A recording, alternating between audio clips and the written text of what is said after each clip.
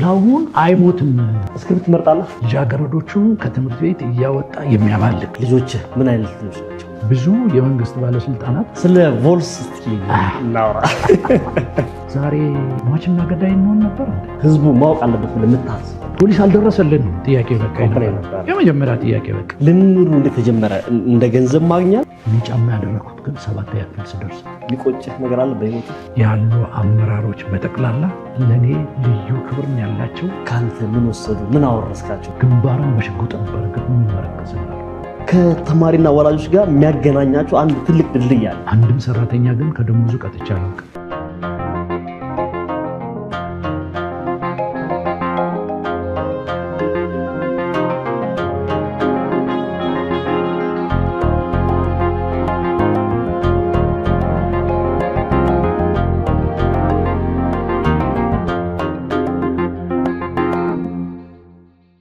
ሰላም ሰላም ክብራትና ክብራን እንግዶቻችን ቆይታ ከእንዳሻው ጋር የዛሬው አሁን ጀምሯል። ዛሬ በአንድ ሰው ላይ 3 ነገሮችን የምናገኝባቸው ታላቅ የተከበሩ እንግዳ ነው ይዘንላችሁ የመጣ ነው። ሀገርን በማገልገል ታላቅ መስዋዕትነት የከፈሉ በኪነ ጥበብ ዘርፍ ደግሞ ህብረተሰቡን ሀገርን በማስተማር በማዝናናት በክሊፖቻችን በፊልሞቻችን በማስታወቂያ ላይ እናውቃቸዋለን። ከዛም በተጨማሪ ዓለም በምትተዳደርበት በበጎ ምግባር በጣም መገለጫ ናቸው። ብዙ ታሪኮችን ዛሬ እንማራለን። ሻምበል ስዩም ዘለቀ ይሰኛል። እንግዳዬ እንኳን ደህና መጡ። እንኳን ደህና ቆየኝ። በጣም ነው የማመሰግነው እኛን አክብረው እንግዳ ሆነው ለኛ ብዙ ተሞክሮ ለማካፈል ስለተገኙ በቆይታ ከእንዳሻው ጋር ተመልካቾች ስም በብዙ ክብር ድጋሚ አመሰግናለሁ። ሻምበል አመሰግናለሁ። ሻምበል ማን ነው ለሚሉ ተመልካቾቻችን እስቲ በቅድሚያ እንተዋወቅ። ሻምበል ስዩም ዘለቀ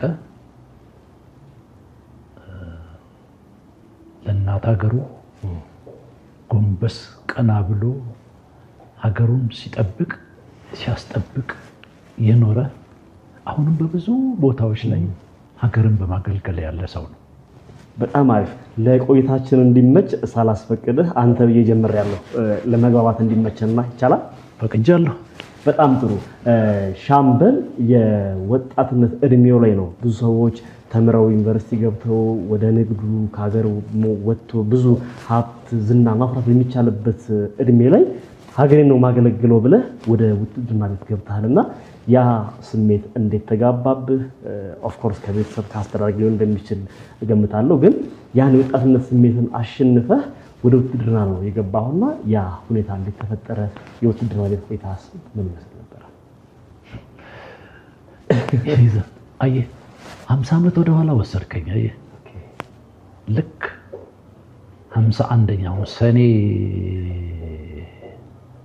በዚህ ልክ ሰኔ ወር ላይ ነው የተቀጠርኩትና 1968 ዓመተ ምህረት ነው።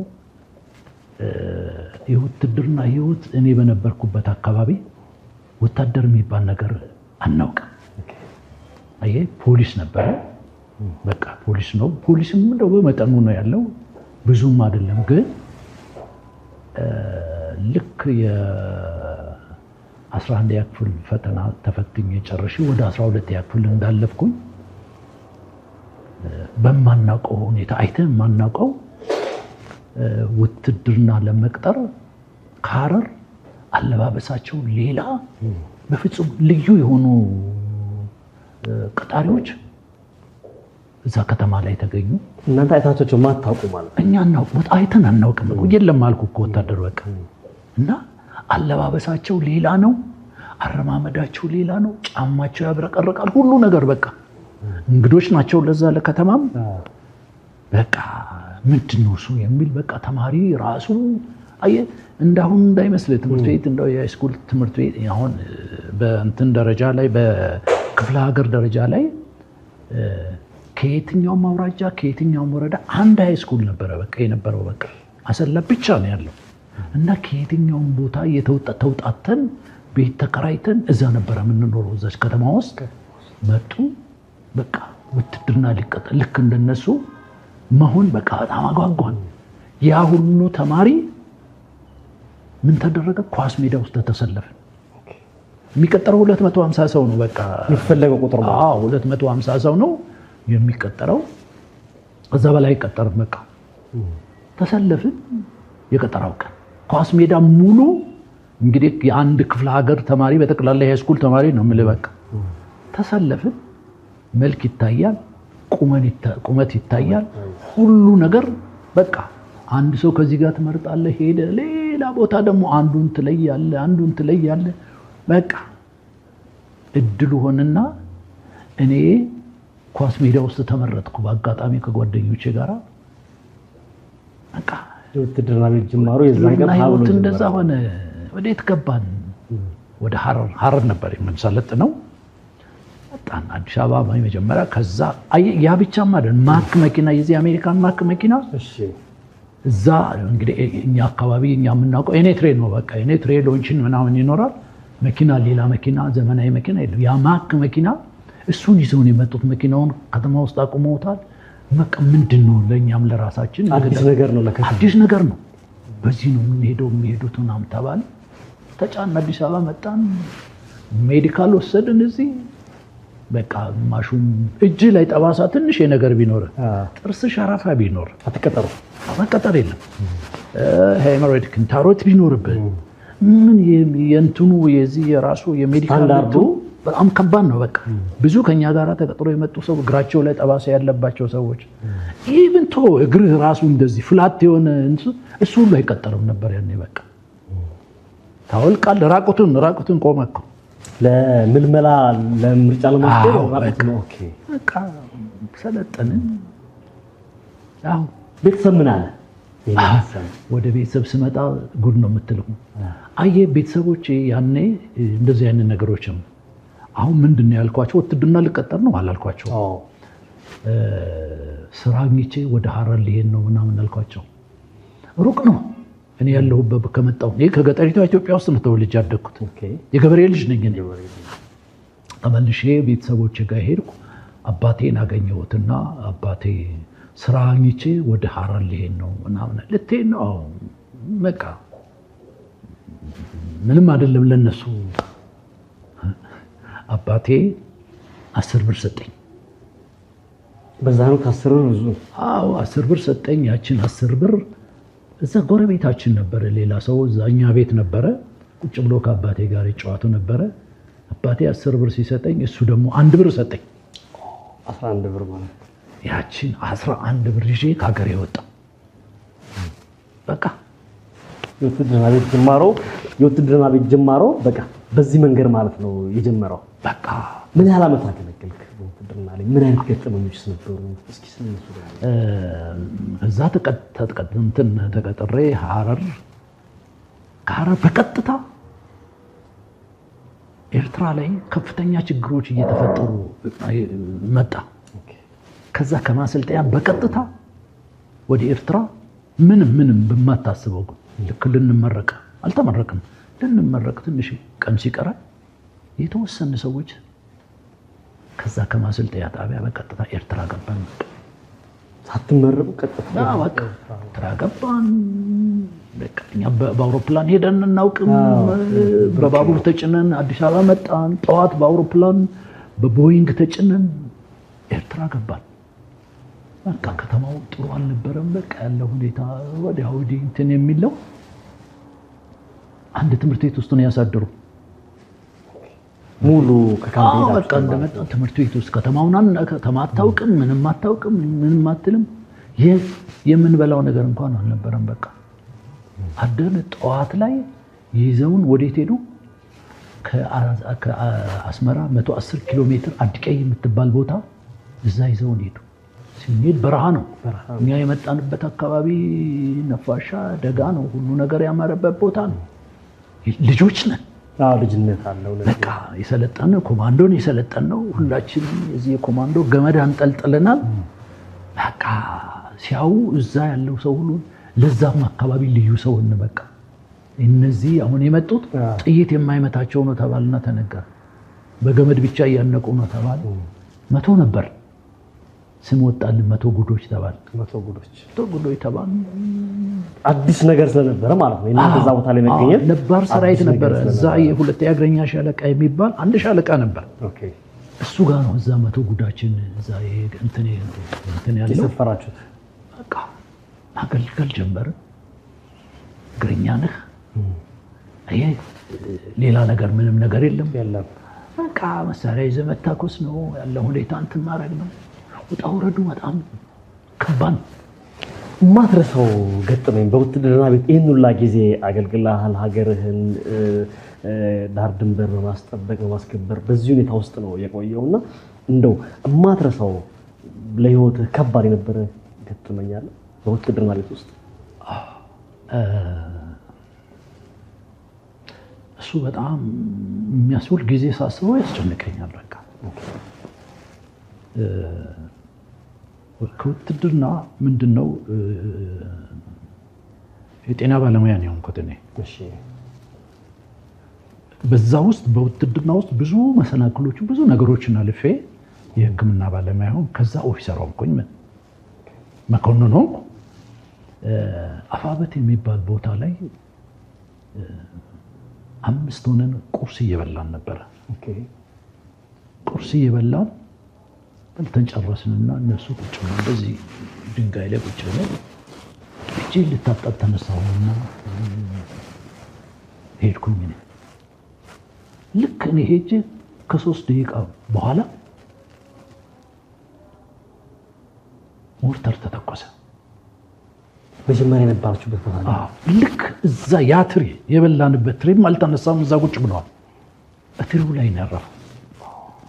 4ቱም ወንድሞቼ በቃ ጭንሱን ይህን እዛ ጋር አፈኔ። 4ቱም ወዲያው አለፉ። በቃ አረፉ እነሱ።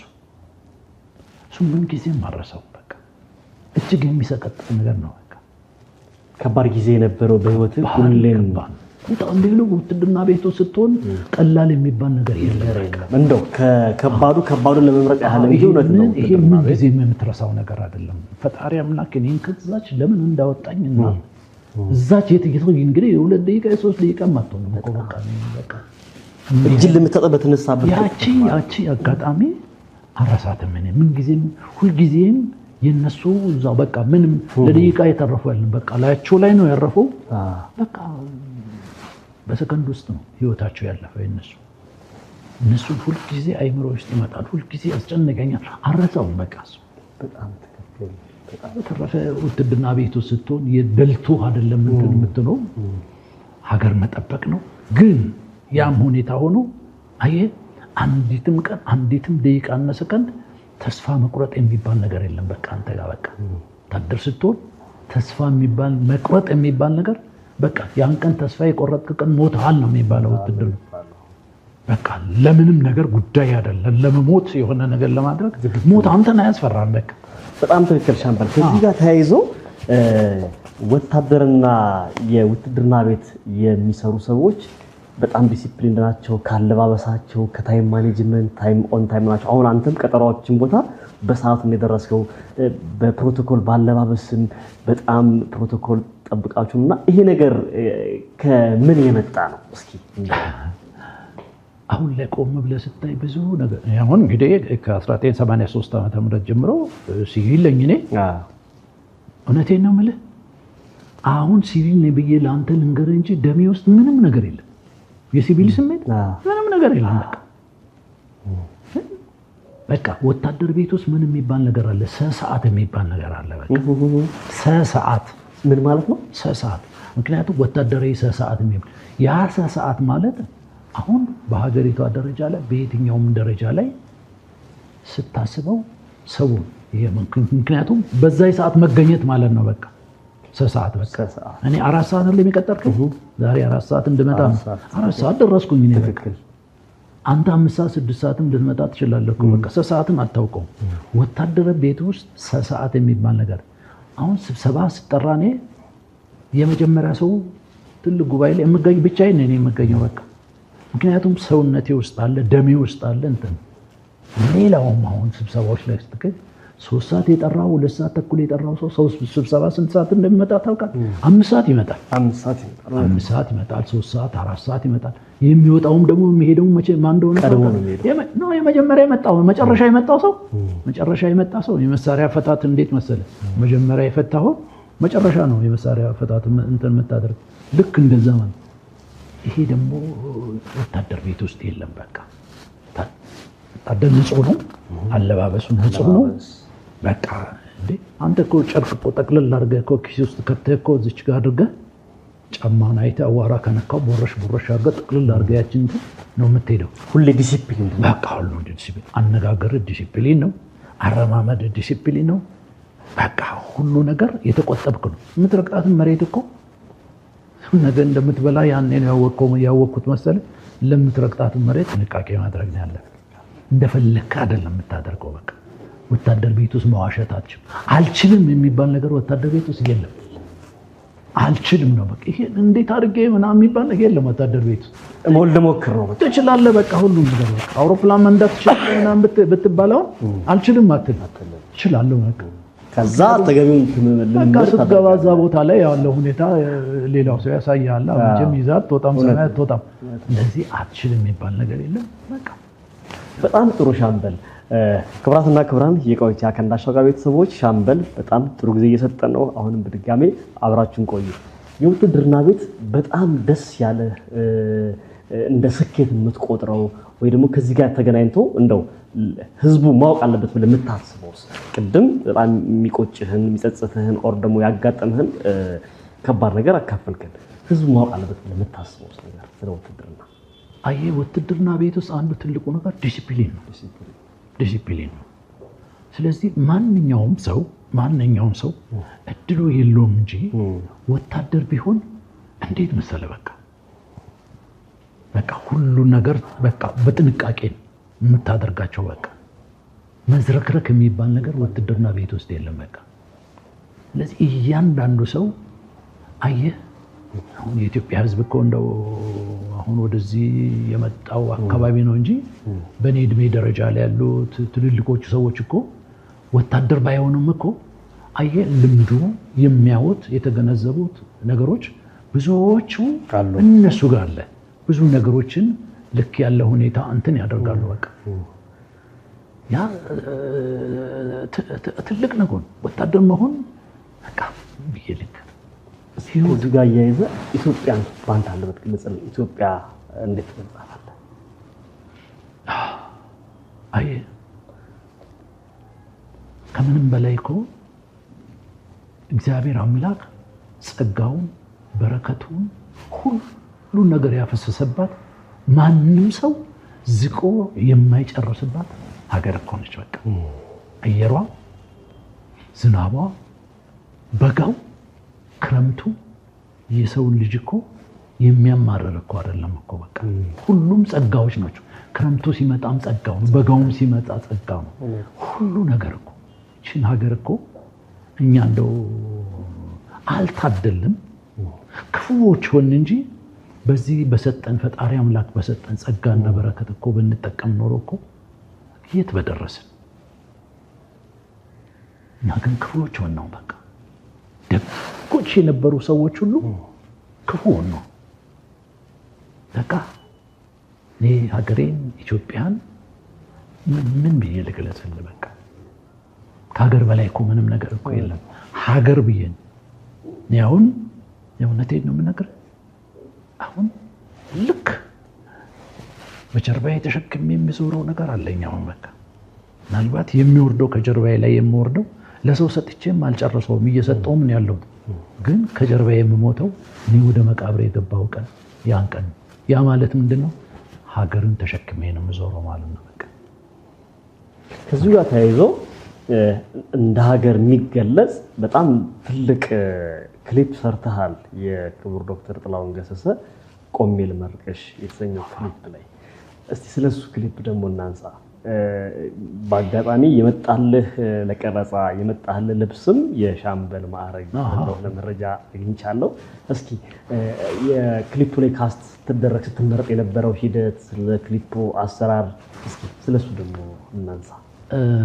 የሚገርም ነገር ነው። ፊልሙ ሶሚክ የሚባል አንድ ዳይሬክተር አለ። ብዙ ፊልሞችን ማስታወቂያዎችን ከእነሱ ጋር ሰርቻለሁ እና የዚህ የጥላሁን ገሰሰ የቆሜ ልመርቅሽን እሱን እንግዲህ ጥላሁን እንደው ወደ ሙዚቃው ከመምጣታችን በፊት እንደው ስለ ጥላሁን የሆነ ነገር መናገር። ጥላሁን የእውነቴን ነው። እኔ ስንት ሰው ሲሞት አይቻለሁ። ስንት ሰው እንትን ለምን እንደደነቆርኩ ግን አላውቅም። ጥላሁን ይሞታል የሚል ነገር በጭንቅላቴ ውስጥ በፍጹም የለም። በቃ ምን አይነት አመለካከት እንዳለኝ እኔ ይገርመኛል። በቃ አዎ ጥላሁን አይሞትም፣ ጥላሁን ዘላለማዊ ነው፣ በዚች ምድር ላይ አይሞትም የሚል ነገር ነው። በቃ ጥላሁን የሞተ ቀን ስሰማ የእውነቴን ነው እናቴም አባቴም የሞቱ ቀን የዛን ያክል አልጮኩም፣ አላለቀስኩም፣ አላዘንኩም። በጣም አሁን እንደው እያረጀው መጣሁ እንጂ በልጅነታችን ሁለታችን ብዙዎች ሰዎች ጠይቁን ጥላሁን ወንድም ነው ዘመድህ ነው ይሉኝ። እንመሳሰላለን ከጥላሁን ጋር። አዎ የሆነ ነገር እንግዲህ እና የጥላሁን ወደ ክሊፑ ልምጣለሁና ይሄ ክሊፕ ሲሰራ እኔን ጠሩኝ እና አናገሩኝ። በአጋጣሚ ያ ግራውንድ ዩኒፎርም ከነሻምበል ማረጉ አዘጋጅተው ነው የጠበቁኝ። ሆን ተብሎ ሻምበል ዶንግ ስለሚታወቀው እንደ አጋጣሚ ይሁን አላውቅም፣ ብቻ ነው የኔ ማረጌ ግን ሲመጣ የሻምበል ማረግ ነው የኔ። በትረ መኮንኑን ብቻ ነው ይዤ ሄድኩት። በትረ መኮንን ታውቃለህ? አላውቅም። በትረ መኮንን ማለት አሁን ላይ የለም እንጂ አሁን መኮንኖች ማንም መኮንን ልክ ምክትል መቶ አለቃ ስትሆን ከዛን ጊዜ ስትሆን ጀምሮ በትረ መኮንን ትይዛለህ። ዱላ አለች ከጫፏ ላይ በሁለቱም አቅጣጫ ላይ በቃ አንድ 70-80 ሴንቲሜትር የምትሆነች እሷን ማንም መኮንን ይይዛል። በቃ እሷ ማንም መኮንን ጋር አለ፣ በትረ መኮንን ይባላል። ያችን ነው ይዤ የመጣሁት። ግራውንድ ዩኒፎርሙ ተዘጋጅቷል። ልብሱን እንትን አደረኩ። ሙዚቃው አሁን እንትን ላይ አልቀረበም እንጂ ሙዚቃው እንትን ሲል በአራቱም ማዕዘን የኔን ባይወርድ ነበረ። በቃ በቀረጻው ክሊፕ ላይ አዎ በቃ እንትን አላደረጉም። ቀረጻው እንትን ተባለ። መጨረሻ ላይ ምንድነው የተባለው የተደረገው? ያንን ጥላሁንን ስለምትመስል ሜካፕ ተሰራና 1 ወር ከ17 ቀን ሙዚቃውን ተለማመድ። ዘፍኛዋለሁ እኮ ነው ሙዚቃው። በአጋጣሚ ቢጂአይ ነበረ እንትኑን ስፖንሰር ያደረገው። ሳይለቁት ቀሩ። ትልቅ ስቱዲዮ ውስጥ ተቀረጸ። በቃ ፕሮፌሰር ተስፋዬ የሚባል አዲስ አበባ ዩኒቨርሲቲ ባህልና ኪነ ጥበብ መምህር ለሱ ነው የተሰጠው። ለሁለታችን ቦሌ ላይ አንድ ትልቅ ቤት ተከራዩ። ሙዚቃውን እየተባለ ጥላሁን ማይክ እንዴት እንደሚይዝ ጥላሁን ሙሉ አይደለም የሚዘፍነው፣ እንደዚህ ሙሉ የሚዘፍን ሰው አይደለም። አይኑ ሁሉ ነው የሚቃኘው። በቃ አፉም ይዘፍናል፣ አይኑም ሌላ ነገር ነው የሚያደርገው። አየህ ያንን ነገሮችን ተናደረኩ። ጨረስን፣ ግን አልተለቀቀም። ምክንያት ሊኖሮች አላውቅም። ትልቅ ኢንቨስትመንት ለምን እንደቆመ አላውቅም። ያለኛ ተከፍሎናል፣ ለፕሮፌሰር ተስፋዬ ተከፍሎታል። በጣም የሚገርም ፕሮዳክሽን እንትን ነበረ። አረን አላለቀም፣ ማነው አልተለቀቀም። ግን በእንደዛ አይነት ሁኔታ ግራውንድ ዩኒፎርም የለበስ ወደኋላ ተመልሼ የውትድርና ህይወት ካውያ ነበረኝ። ታይ እንደሆነ በቃ እቺ በዘመናዊ ከሰል ያርገበገብኩ ያለ ሁኔታ እኔ ያን እዛ ቦታ ላይ በመሳተፌ ያንን ድጋሜ ደግሞ በመስራቴ እኔ በእውነት ፈጣሪን ያመሰገንኩት። በቃ እዛ ላይ ያሉት የነበሩት በጣም ብዙ ሰዎች ነበር የነበሩት። ያ ሀገርን ምክንያቱም በካሴት ነው ዘፍኖ የሞተው እሱ ድምፁ ብቻ ነው እንጂ እሱ ምስል የለውም እዛ ላይ። በቃ እሱም መስዬ ሜካፕ ተሰርቼ ነበር የተደረገው። አልሆነም፣ ግን በጣም እድለኛ ነኝ። በቃ እዛ ቦታ ላይ የዛ በጣም የምወደው ሰው ላይ ከሞተ በኋላ ደግሞ እሱ ስራ ላይ መገኘቴ በጣም ከሚፈልገው በላይ ነው በቃ የተደሰትኩት። እንግዲህ ፕሮዲውሰሮቹ ያቀሩት ነገር ይኖራል እናስባለን። ቢለቅቅና ደግሞ ብናየው እኛም ደስተኞች ነን። ፕላስ ጋሽ ጥላሁንንም የሚያስታውሰን ነገር እንደሚሆን ነው የማስበው። ከዚህ ጋር ተያይዞ በጣም በርካታ ፊልሞች፣ የዩቲዩብ ፊልሞች፣ ድራማ ተካታይ ፊልሞች እና ማስታወቂያዎች ሰርተሃልና እስኪ ስለነሱ ነገሮች ደግሞ ነገር ምን ያህል ፊልሞች ሰራ? የማስታወቂያው ሂደቱ ምን ይመስላል? ቀጥታ ወደዛ ከሻምበልነት ከውትድርና ማዕረጉ ከውትድርናው ከተገለልክ በኋላ ደግሞ ወደ እነዚህ ስራዎች ገብተሃልና እሱ ነገር ምን ይመስላል? ስለሱ ደግሞ እናንሳ። የሚገርም ነገር ነው። ትምህርት ቤት ሃይ ስኩል ተማሪ ሆኜ ክበባት ነበሩ። የሙዚቃ ክበብ ነው ያለው፣ ቲያትር ክበብ ነበር ያለው። እዛ ሳተፍ ነበረ። አሁን ወደ ኋላ የዛሬ 50 ዓመት ልመልስና ያ ጉዳይ ባይፈጸም ወደ ኤርትራ ያ ችግር ባይፈጸም እኔ 3ኛ ክፍለ ጦር ሙዚቀኛ ውስጥ እዛ ውስጥ እንደምገባ ነበር የተነገረኝ። ድንገት ነው ወደዛ ሳይታወቅ ነው የሆነውና ውስጤ የዚህ የአርቱ ጉዳይ ብዙ ጊዜ ነበረ። በቃ በአጋጣሚ ልጄ የመጨረሻ ልጄ ፊልም ሰራ ነበረና አባ ይዘኝ አንድ የሚሰራ ማስታወቂያ ያለ ምናምን ብላ ይዛኝ ትሄዳለች። አጋጣሚ እዛ ቁጭ ብዬ እሷ እስከምትደውጭ እሷን ነው የሚያናግሯት። አባትሽ ፊልም መስራት አይፈልግም እንዴ ምናምን ጠይቁት ነው መጡና ጋሽ እንደው ፊልም መስራት አይፈልጉም ወይ? እድሉን ሳላገኝ ቀርቼ ነው እንጂ ቁጭ ብዬ እኮ ፊልም ስሰራ ነው ሙሉ ነው እኔ ጽፋለሁ ገጥማለሁ እና ያለው ሁኔታ እንትን አሉን። በማግስቱ ተጠራው። በተናገራችሁ በማግስቱ ተጠራውና የሚገርም ነገር ነው። እዛ ጋር ደግሞ ሌላ ችግር ተፈጠረ። ምን ተፈጠረ? ምንድነው መሰለህ? የገጠር ሲን ነው። ዛፍ ስር ቁጭ ብለህ ነው። ምንድነው የምታደርገው? የእርቅ ጉዳይ እንድሰራ ነው። ጋቢን ለብሼ የእርቅ ጉዳይ ነው። አሁን ሁለት ሰዎች የተጣሉ ናቸው። አንዱ ግንባሩን ተፈንክቷል፣ አንዱ እግሩን ያነክሳል ተጠቅልሏልና እና ለማስታረቅ ነው። ሁለቱን ለማስታረቅ ካራክተሩ አሸማጋይ ነው። ካራክተሩ ለማስታረቅ ነው። እኔ ያደግኩበት ማህበረሰብ እንግዲህ ሽምግልናን በደንብ አድርጌ አባቴ ሽማግሌ ነው፣ ሀገር ያስታርቃል፣ ትልቅ ሰው ነው። ሂደቱንም አውቃለሁ። የገጠሩን ጉዳይ አብዛኛው የገጠር ነገር ነው እኔ ጋ ያለው ገጠር ስለተወለድኩ እና እዛ ጋቢ ለብሼ መጣ። የምትለው ይለኛል። እኔ የኔን ጥያቄ ብቻ ነው እንጂ የእሱን አትሰማውም፣ እሱን አትጠይቀውም ይለኛል። አንደኛው ታራቂ ማለት ነው። እሱን አትጠይቀውም፣ እኔም ብቻ እንዲያርጎኝ በድሎኝ እንዲያርጎኝ ይሄው እንደዚህ አርጎኛል ነው እንጂ እሱን አትጠይቀውም ይለኛል። አይ አልሰራም ነው ካራክተሩን አልሰራም አልክ? እንደዚህ አይነት ነገር አልሰራም ምናምን። ለምን አለ እኔ እኮ አባቴ ሲያስታርቅ የሀገር ሽማግሌዎች ሲያስታርቁ ቁጭ ብዬ እኮ ልጅ ሆኜ እኮ ሽምግልና አያለው። ምንድነው ችግር የሚፈጠረው? አንተ ይሄን ብለሃል፣ እሱስ ምን ሆነ ነው? አንተ ግንባርን ተፈንክታል፣ ምን ሆነ ነው? ብለው በጠይቀው ይሄን ብቻ ማለት አለበት። አይ ይሄንን አለልማ እስኪ ብዙ አልቀበል በቃ የመጀመሪያ ቀደም ነው አላደርግም። ምክንያቱም እኔ ውስጥ ያለው ያ ነው። በቃ ምክንያቱም ለምን ዋሻለሁ? ሽምግልና ያበላሻል። ግን ካራክተር ነው እኮ በቃ ይሄንን እኔ ይሄን ለመሰል ይበላሻል። ለሱም እኮ ነው የሚበላሸው እኮ በቃ ፋይናሊ ምንም ማድረግ አይቻልም። ምን ወዴት ትሄዳለህ? ካሜራ ተዘጋጅቷል፣ ሁሉ ነገር ክሩ መጥቷል። በቃ ከዛ በኋላ ተነጋገሩ። ልክ እኮ ናቸው እሳቸው እኮ ስለዚህ ልክ ነው መሆን ያለበት። አንድ ደቂቃ እኮ አትሞላም። እሺ አንተስ ምን ሆነህ ነው? ቀጠሮ አሁን እንዲህ ትልና ቀጠሮ ትቀጥረናለህ ይለኛል። አሁን ከዛ እሺ አንተስ ምን ሆነህ ነው? በቃ እሱም እንደዚህ አድርጎኝ በቃ እቺ ሰከንድ እኮ ነች፣ ጊዜ የምትፈጅ አይደለች። ያ ሁኔታ ሆነ። በቃ ወታደር መሆኑ የፈጠረብህ ነገር ሊሆን ይችላል። አስተዳደግ እንዳልከው ወታደር ነው አለ። አለማዳላት፣ ፍትህን የማስፈን ነገር ነው። ምክንያቱም ካራክተሩን ደራሲዎቹ ሲያዘጋጁ ፕሮዲውሰሮች ይሄንን ነገር ሲሰጡ አንተ ያንን ካልክ በኋላ ቀጥሎ ይመጡ ራሳቸውን የቻሉ ካራክተሮች አሉ፣ ስክሪፕቶች አሉ። ክላይማክሱም ሊሆን ይችላል እዛ ጋር።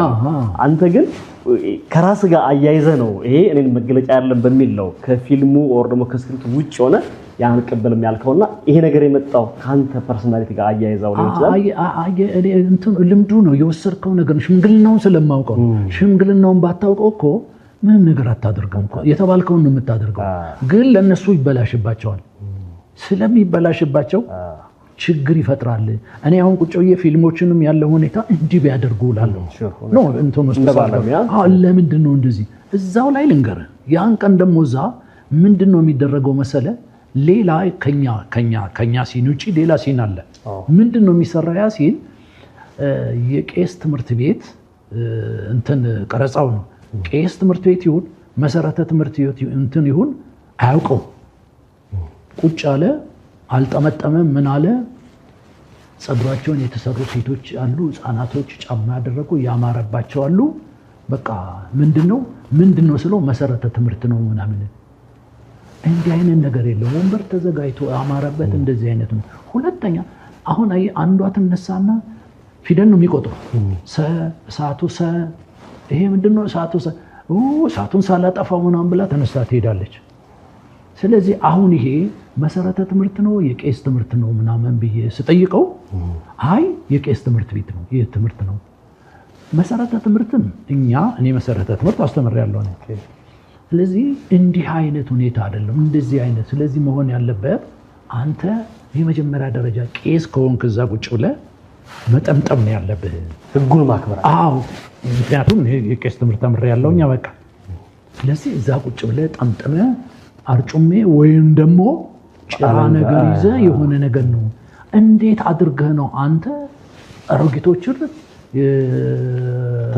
የምታስተምረው የቄስ ትምህርት እንትን የምታደርገው በዚህ ጉዳይ ላይ ይበላሽባቸዋል ሁለቱም አንድ ቀን ነው ተመልከት የኔም ጉዳይም አንድ ያ ዳይሬክተር ሆንኩ እኮ ነው እዛ ቁጭ ኦልሞስት ማለት ነው አሁን ካለማወቅ የሚሰሩ ስተቶችን ነው አንተ ያስተካከልክ የነበረው ይሄ ትክክለኛ ነገር ነው ብዬ አስባለሁ በቃ ልክ አይደለም በኋላ ይበላሽ ግን ተላለፈ በዚሁ እንዴ ያሉና የራሴን አስተካከልኩ የነሱም በዛ አስተካከሉት እንትን ማለት አይ እንዲህ አይነት ነገሮች እቤቴ ቁጭ ብዬ ያለ ሁኔታ የማየው አሁን ፊልሞችን ስሰራውን ስክሪፕት የራሴን ብቻ እንዳይመስል የሁሉም ሰው ስክሪፕት በጠቅላላ አንባለሁ ከዛ በኋላ ደረጃ ሰርጄ ይሄ በዚህ አንዳንዴ ዘመን በሌለበት አይነት ሁኔታ ላይ ስለ ዘመን ይነገራል በቃ በዛን ዘመን የሚደረጉ ነገሮች ያንን ዘመን እያስታወስክ ነው እንጂ መናገር ያለብህ እዛ ዘመን ላይ ሆነ የዛሬውን ዘመን ብትናገር ቆያውንም እውነት ነው ወደ ኋላ ተመልሰህ ማሰብ ወደ ኋላ በቃ መቼቱን በደም መቼና የት የሚለው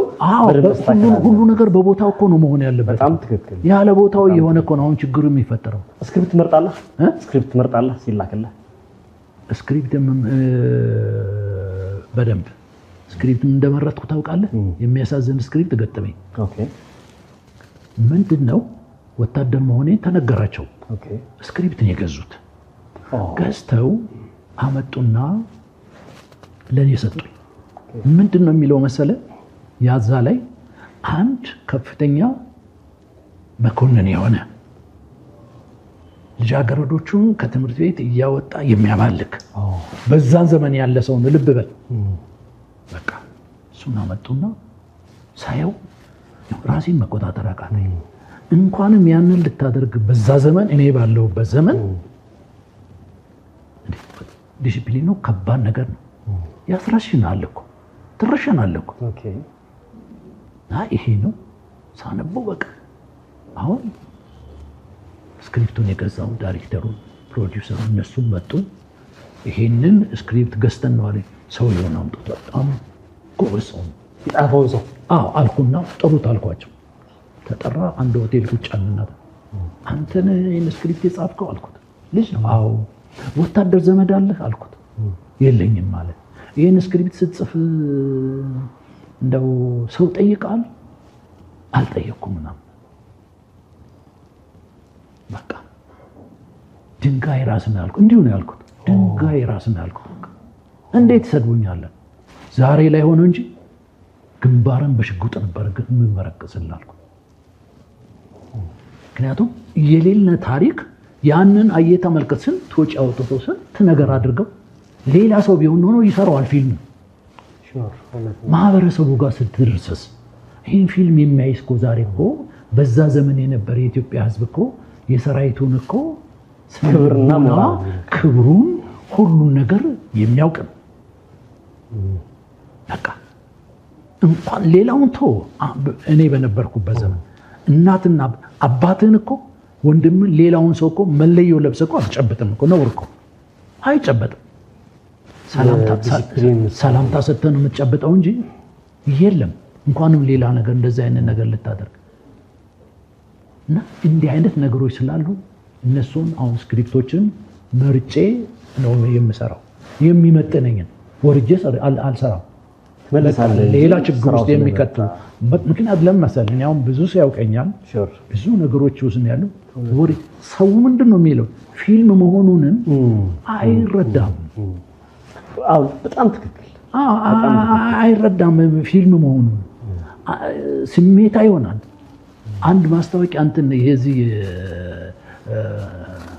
ኢቢኤስ ቴሌቪዥን ላይ የተላለፈ የዚህ የህግ ጉዳይ እሱ ላይ ምን ተደረገ መሰለህ? እስቲ እርቂው ስለሚልም እስቲ አውራ አንሳ ይሄኛውን አንሳለኝና እዛ ቦታ ላይ ምንድነው የሆነው መሰለህ?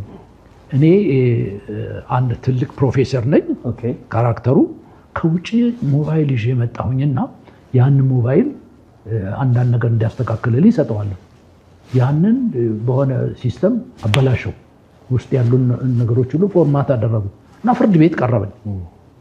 ፍርድ ቤት ቀርበን ሞባይሌ እንዲያርጎብኛ ምን የሰውን ስሜት ልነግርህ ነው። እዚህ ሰፈር ያዩ ልጆች ጠዋት መጥተው ሞባይልን በር ያንኳኳሉ። እኔ ጋር እውነተኛ ታሪክ ነው። ማን አባቱ ነው ያን ስልክ እንትን ያደረገው ሰው አሳየን። ሰው ፊልምና እውነትን በደንብ አንድ ላይ አርጎ እውነተኛ ፍርድ ቤት ቀርቤ መከራከም ነገር ስለመሰላቸው ማን አባቱ ነው ሰውየውን አሳየናል። ሁለት ልጆች ቤት ማለት ፊልም እኮ ነው፣ ስራ እኮ ነው፣ ካራክተሩ የተሰጠኝ ካራክተር ነው እና ብዬ ያንን እንትን አደረኩ። ወደ እርቅ ፕሊስ ስለ እርቂው መስቀል አየህ በጣም ከባድ ነገር እርቄውን የ2 ዓመት ፕሮግራም ነው የሰራሁት። 2 ዓመት እና እጅግ በጣም የሚያስደስት እጅግ በጣም ደግሞ የሚያሳዝን ነገሮችን በዛ አጋጣሚ ቀር ምንድን ነበር 2 ዓመት የፈጀው ታሪክና ሂደቱ እንዴት ነበር?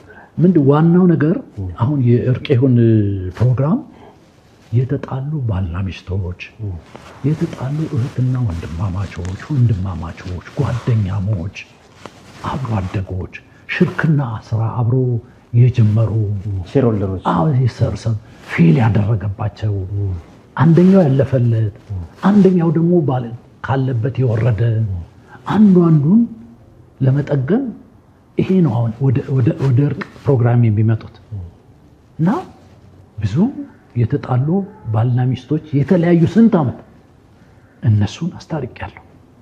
ስንት ጓደኛሞች ስንት በቃ በጦርነት ደረጃ ላይ ያሉ ይፈላለጉ ማለት አዎ እነሱን ያለ ሁኔታ እንትን አድርጊያለሁ። ረጅም ነው። አሳዛኝ መልካሞች አሉ። አሳዛኙን ነገር ልንገርህ። አንድ ግን ማረሳው ያልከኝ ታሪካት እስኪ ምንድነው መሰለህ? ሰውየው ከጎንደር ነው የመጣው። ከጎንደር መጥቶ በቃ ልጆች አሉት፣ ሀብት ያለው መጨረሻ ላይ የጎዳና ተዳዳሪ ሆነ። አዲስ አበባ መጣ። ምን ተፈጥሮ? በቃ ራሱን መቆጣጠር ያለመቻል፣ ከቤተሰቡ ተለይቷል። ቤተሰቡን ጥሎ መጥቷል። ያለው ሁኔታ እንትን አደረገ። በቃ የጎዳና ተዳዳሪ ሆነ። መቄዶንያ ያስገቡት። አሁን መቄዶንያ ያስገብተውት እንዴት እንደሰማ አላውቅም። ከቤተሰቦች ጋር መታረቅ ፈልጋለሁ እንዲህ አይነት ታሪኩ ኢንተርቪው ያደረግን ጨረስንና ሰው አፈላለግና ሚስቱ ከጎንደር እንድትመጣ በአውሮፕላን ያንን አመቻቸን። ሁሉ ነገር አድርገን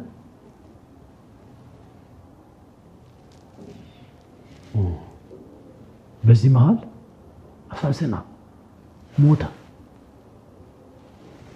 ምን ተፈጥሮ? ድንገት ሞተ። እኛ ሁሉ ነገር ጨረሰ። ሚስቱ መጣለች ወደ አዲስ አበባ ከጎንደር። ሚስቱ መጣለች አዲስ አበባ ከጎንደር። አዎ አሁን አልመጣች። ሳትመጣ አየህ እርቅሁን አሁን ታመጣና ምንድነው የሚደረገው? እርቅሁን ፕሮግራም ላይ እርቅ የጠየቀው ሰው ለኛ ኢንተርቪው ያደርግና ከዛ እርቅ የሚጠየቀው ሰው እሱን ፈላልገን እናገኛለን። አምጥተን ልክ እንደዚህ እኔ እናንተ ቁጭ እንዳል ዛሬ ወደዚህ የጠራን አንድ ሰው አንተን ይቅርታ ሊጠይቅ ይፈልጋል። ለሷም ልንነግራት አልነበረም እንደዚህ በቃ ይሄንን ፕሮግራም በቃ ሰው አንዳንዴ ከማን ጋር ተጣልቼ እንዴት ሆኖ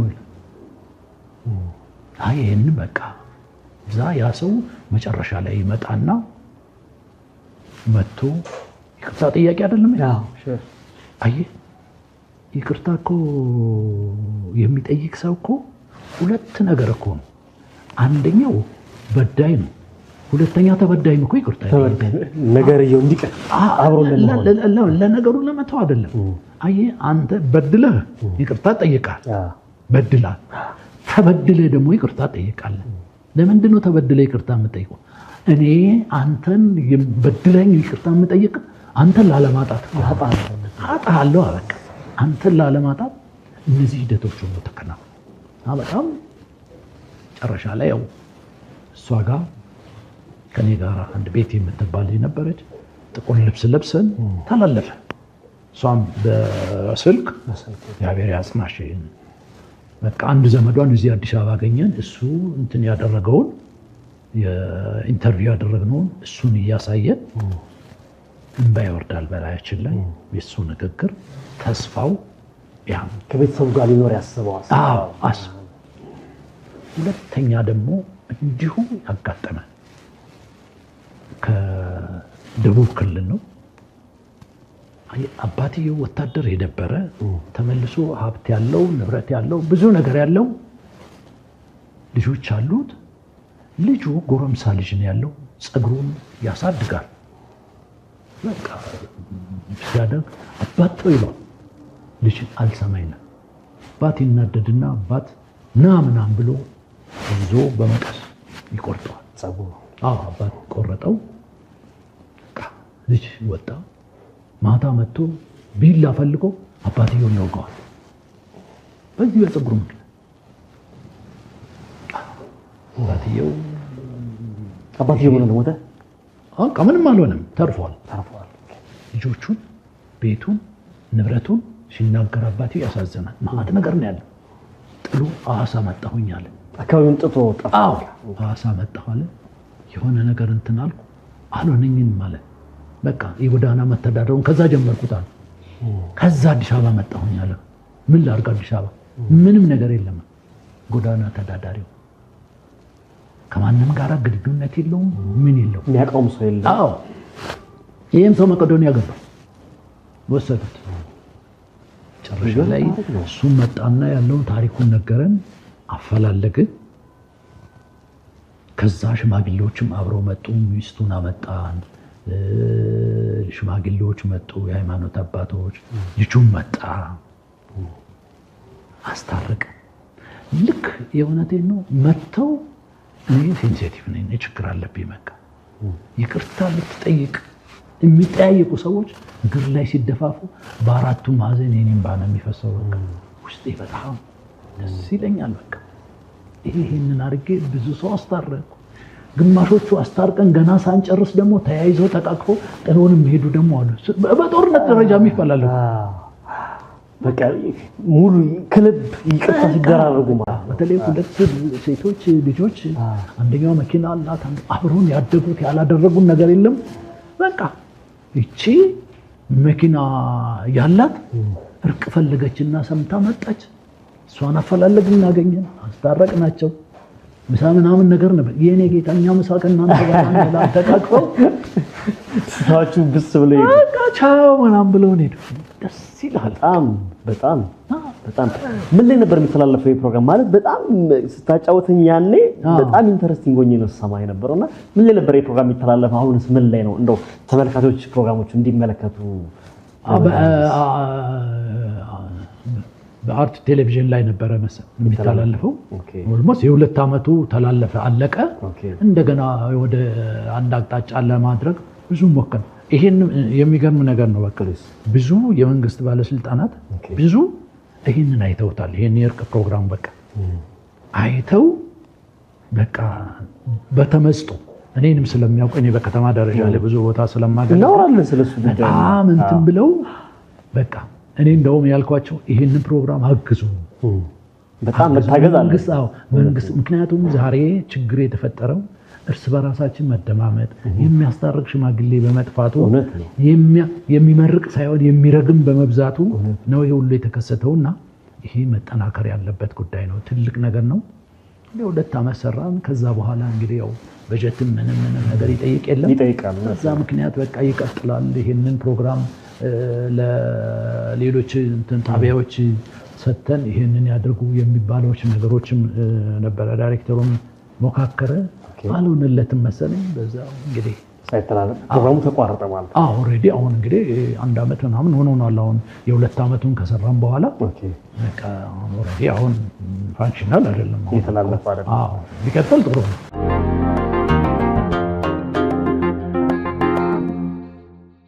ክብራትና ክብራን የቆይታ ከእንዳሻው ጋር ቤተሰቦች ሻምበል በጣም የሚያስተምር በጣም ጥሩ ጊዜ እየሰጠን ነው። ለዚህም እናመሰግናለን ሻምበል። እንቀጥላለን። እስኪ ስለ ቤተሰቦች እናውራ። ካንተ ምን ወሰዱ? ምን አወረስካቸው? መቼስ የወታደር ልጅ ምን ሊሆን እንደሚችል ይገመታል። ግን ደግሞ ከባለቤቱ ካንተ ሲነገር ደስ ይላልና እስኪ ስለ ቤተሰብ እናውራ። ትዳር መስርቻለሁ። የ4 ልጆች አባት ነኝ። 7 የልጅ ልጅ አለኝ። ሀብታም ነኝ አይደል? በጣም ደስ ይላል። በጣም ደስ ይላል። ባለቤቴ በጣም ደግ ሩህሩህ በቃ ምን ብዬ ልንገር ስለሷ መግለጽ ደስ ይላል። ምን ወረሱ?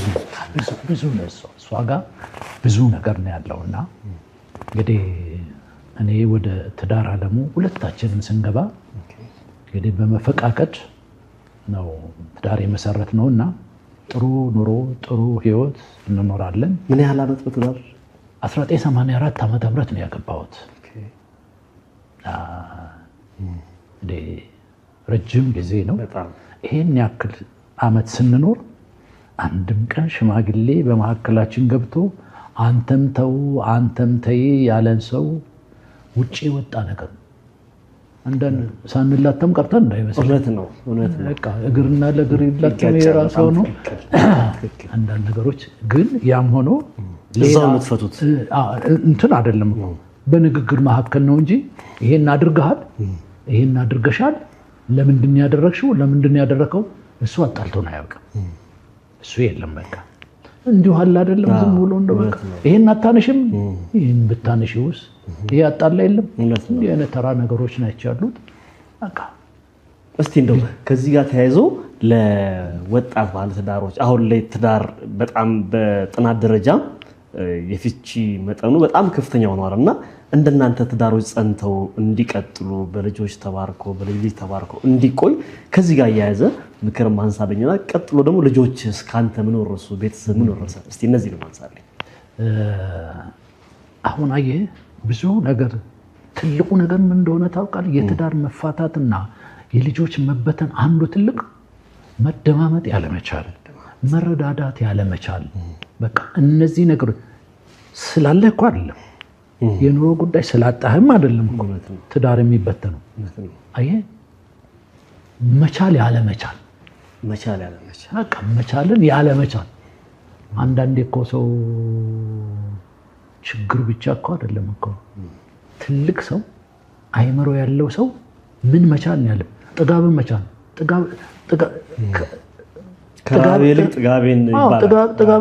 ጥጋብን የሚችል ሰው እኮ ትልቅ ሰው እኮ ረሃብን የሚችል አይደለም ጥጋብን።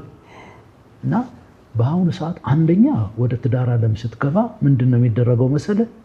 በቃ ጥናት የሚባል ነገር የለም። እኔ በ5 ዓመታችን እኔና ባለቤቴ የተጋባ ነው። በቃ የ5 ዓመት ቆይታ ቤተሰቦቿ እኔም ለብቻ ሆኜ ከ5 ዓመት በኋላ ብዙ ነገሮች አሉ በዚህ መካከል ላይ በቃ እና መጠናናትን ይጠይቃል።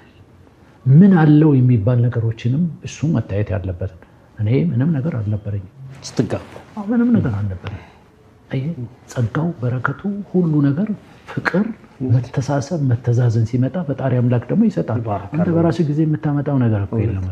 እና አሁን ላይ ምንድነው አንዳንዴ አሁን እየተባለ ያለው ምን እንደሆነ ታውቃለህ? ያላገባ ሰርቲፊኬት ስታወጣ ለማግባት አይደለም ምን እየተባለን እየተነገረ ነው መሰለው? ምን ተባለ? 2 ነገር አብራችሁ ለምን አታወጡ ይባላል። የምን የጋብቻም የፍቺም ፍቺው ስለፈጠነ ማለት ነው። አዎ በጣም ትክክል። ፍርድ ቤት እኔ አንድ ዘመን ነበረችኝ ፍርድ ቤት። እሺ በቃ ጊዜ ሲኖረኝ ሄጄ ቁጭ ብዬ የዚህ ቤተሰብን ነገር ነበር የማየው። በቃ ያሳዝናል፣ በጣም ያሳዝናል። በቃ ሀብትና ንብረት በአፍንጫቸው የወጡ ሀብታሞች ልጆቻቸውን በትነው ሀብታቸውን ለመካፈል የሚያደርጉት ሩጫ ምን ብዬ ነገር። አንዳንዴ ራስን ሳታውቅ ራስን ሳትቆጣጠር ትዳር ውስጥም ትገባለህ። በቃ እሱ ነው መከራው። በቃ ማግባት አለብኝ ብለህ ከራስ ጋራ ተሟግተህ ከራሷ ጋራ ተሟግታ በቃ እችላለሁኝ የምትችለው ነገር ይመጣ ቋቋም እችላለሁ። አንዳንዴ እኮ ትልቁ ነገር ደግሞ በትዳር ዓለም ውስጥ ትልቁ ነገር በሽታ ማን እንደሆነ ታውቃለህ? ወንዶች ጋር እኮ ነው። ኦኬ ወንዶች እዛም ይሮጣሉ፣ ይሰራሉ፣ ገንዘብ ሲያገኙ ለልጆቻቸው ዳቦ መግዛትን ይተውና ሌላ ቦታ ላይ ዳቦ ይገዛሉ። በዚህ መካከል ላይ ቤት ያለው ይመርህና ውጭ ያለው ይጣፍጥህና ትዳርን ትበትንና ልጆችን ትበትንና መከራ ታያለህ። ለልጆች መከራ መጣል እና ለራስም መከራ ይመጣል። ራስ ላይ መከራ ይመጣል። አይደለም አንተን አይልም እኮ እውነት ነው። አይደለም ላንተም እኮ በቃ። ስለዚህ ምንድነው እያንዳንዱ ከማግባታቸው በፊት ልጆች ሴቶች የሚሆኑ ወንዶች ባሎቻቸው በደንብ አድርገው ማጥናትና ማወቅ። ወንዱም ወደ ሴቷ ቤት ሲሄድ ምንድነው ማድረግ ያለብኝ? ተከትሎ የሚመጣው ነገር አሁን የእነሱን ተዋቸው፣ የባልና ሚስቶቹን ተዋቸው። ልጆች ጋር ያለ መከራና ችግር በጣም አባት በአንድ በኩል እናት በአንድ በኩል ልጆች ተበትኗል። እሱ ሚስት ያገባል፣ እሷን ባል ታገባለች። መሀል ላይ የሚሰቃዩ ልጆች በቃ እንዴት እንደሚሆኑ ተመልከተክ። በጣም ከባድ ነገር ነው። ስለዚህ ትልቁ ነገር አሁን ማጣትና ማግኘት ሳይሆን የሚያጣላው መቻቻል፣ ያለማወቅ፣ አንዱ አንዱን ያለማሸነፍ። በቃ ሴቶች እኮ ሁሉ ነገር አላቸው። ባህል ሲመጣ እኮ ደህና መጣ እንዴት ዋልክ፣ በቃ የሆነ ነገር ሲኖር ትልቁ ነገር ቤት ውስጥ የሚያስተካክሉ ደግሞ ሴቶች ናቸው። በቃ እነሱ ሲረጉ እነሱ ያለው ሁኔታ አንዳንዴ በቃ ነብር ትሆንና ሚስትም ትጠብቃለህ። ገና ከበር ላይ ስንት ስታደር በቃ የነገሩን አልጓል ልብሳቸውን ያሸታሉ። ማነች እንትን ያደረገች። ከዛ በኋላ ከራስ ጋር ማአት ነገር ነው የምንሰማው የምናየው ነገር ማአት ነገር ነው። እዚህ መጠናናት፣ መደማመጥ፣ መቻቻል በቃ እነዚህ ነገሮች ካሉ ያለበለዚያ በቃ ወንዝ እኮ መቆሚያ የለውም እኮ ይሄዳል እኮ ወንዝ ዝም ብሎ ያ ማለት መቆሚያ የለውም ወንዝ በቃ በጣም እስኪ ባለቤትህን ስሟን የምትተዋወቅ ልጆችንም ስማቸው የምትተዋወቅ ምን ላይ ናቸው? 7 ልጆች አይተሃልና እስኪ ስለነሱ ደግሞ እስኪ ንገረን። ሌላው በልጅነት ደግሞ ከአባታቸው ምን ወረሱ? ባለቤቴ ዋጋዬ ኃይለ ማርያም ትባላለች። ትዕግስት ስዩም፣ ምን ያህል ስዩም አጋጣሚ እሱን ታውቀዋለህ? አጋጣሚ አውቀዋለሁ። እስኪ በኋላ ስለሱም እናነሳለን። ሚኪያስ ስዩም፣ ዮርዳኖስ ስዩም ይባላሉ። በጣም ጥሩ። ምን ወረሱ? ሁሉም ትልቅ ደረጃ ላይ ራሳቸውን ችለዋል።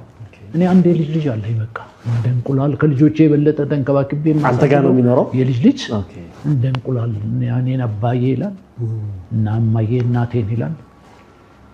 እናትና አባቱን አጎቴ አክስቴን የሚለው በቃ ልጆች ምን አይነት ልጆች ናቸው? ካንተ ምን ወረሱ? አየህ ምንድን ነው መሰለህ ቅድም መግቢያ ላይ ነግሬያለሁ። ልጆች ምን ሆነው መሰለህ የሚያድጉት? የመጀመሪያ ደረጃ ቤተሰቦቻቸው መስለው ነው የሚያድጉት። ባለቤቴ ደግ ሰው ነች። ልጆቿን የመጀመሪያ ልጃችን እንደወለድን ነው የመንግስት ስራ ላይ ነበረች። ልጅ ማሳደግ አለብኝ ብላ ስራዋን ያቆመችው ዛሬ 33 ምናምን ዓመት ላይ። ከዛ ጊዜ ጀምሮ ቤትን የምትቆጣጠር እሷ ነች። ሁሉ ነገር የምታደርግ እሷ ነች። ልጆች ከኔ የወረሱት ነገር ማአት ነገር አለ። ከእናታቸው የወረሱት የኔ ልጆች ሰራተኛ ቤት ከሌለ ቤት አጽድተው ሁሉ ነገር አሳምረው የበሉበትን አጥበው ምናምን አድርገው ማስቀመጥ ግዴታ ነው። አልጋ አንጥፈው የራሳቸውን ሁሉ ነገር ማድረግ ያለባቸው እነሱ ናቸው። የኔ ልጄ 12 ያክፍል እንግዲህ 12 ያክፍል ሲደርሱ ጎረምሶች ወንዶች ልጆች ይሄን ያደርጉ ከባድ አይ 12 ያክፍል ድረስ እስከሚደርሱ ድረስ ልጆቼ ለእናታቸው ቡና ያፈላሉ። አይ ይሄንን ነው ወንዶቹ ይሄንን አድርገው ነው ያለፈው። ዛሬ እኔ እንዴት እንዳሳደግኳቸው ልጆቼን አይ አንድ ክሊኒክ አመሻለሁ፣ አንድ ክሊኒክ አድራለሁ፣ አንድ ክሊኒክ ቅዳሜና እሑድ እሰራለሁ፣ አንድ ክሊኒክ ደግሞ በዓል ቀን ተፈልጎ እነዚህን አድርጌ እቤት የማድርበት ጊዜም ብዙም አልነበር። እንዲህ መከራዬን አይቼ ነው ልጆቼን ያሳደግኳቸው። እንዲህ ሆኛል። የግል ትምህርት ቤት ነው ያስተማርኳቸው ልጆች ኖሮኝ እንዳይመስል። ልጅ ለማሳደግ በጣም ከባድ። ይሄንን መስዋዕትነት ሁሉ ልጆቼ እንዴት እንደለፋው እንዴት እንዳደረኩ እያዩ ስላደጉ ምንም ነገር የእውነቴን ነው ማለት ልጆቼ አንድም ልጅ ዛሬ ሰው ገና ምን ሳይባል አይደለም ሌላ ነገር እንትን የሚደረግ አንድ ኮምፒውተር የሚባል እኛ ቤት ተገዝቶ አይታወቅም። ከጓደኞቻቸው እየተዋሱ ትምህርታቸውን ያጨረሱት። ምክንያት አለ ይሄን ያረክበት ነው። በቃ አንተን ግዛልኝ የሚሉበት ኮንዲሽን ስለሌላቸው አንተን መረዳት ማለት እኮ ነው። በቃ ከየት ያመጣል አንደርስታንድ አድርገው። አዎ ይሄንን ብለው ነው በቃ ስራ ያዙ። ስራ ሲይዙ አንድም ልጅ ቤት ውስጥ ሶፍት እንዲገዛ አልተፈቀደለትም። ሶፍት ነው የምልከው በቃ ራሳቸውን እንዲችሉ በቃ ቤት ውስጥ የሚበላ የሚጠጣ የሚደረገው ነገር በቃ እነገባችሁም ራሳቸው ዛሬ ራሳቸው ይችላል። በቃ ደስ ይለኛል። በቃ በጣም አንዷ ልጅ ሆስተስ ነች። የመጀመሪያ ልጅ ሆስተስ ነች። አየር መንገድ ነው የምትሰራው ሆስተስ ነች። ኦኬ ሌሎቹስ ምን ላይ ናቸው? ያው ሁለተኛ ልጄ ይሄኔ ቀን ዝም ቢሰራው፣ ሶስተኛ ልጄ ደግሞ መኪና ያስመጣል፣ ስፔር ያስመጣል። በጣም ደስ ይላል። አራተኛ ልጄ ጥሩ ስራ አላት።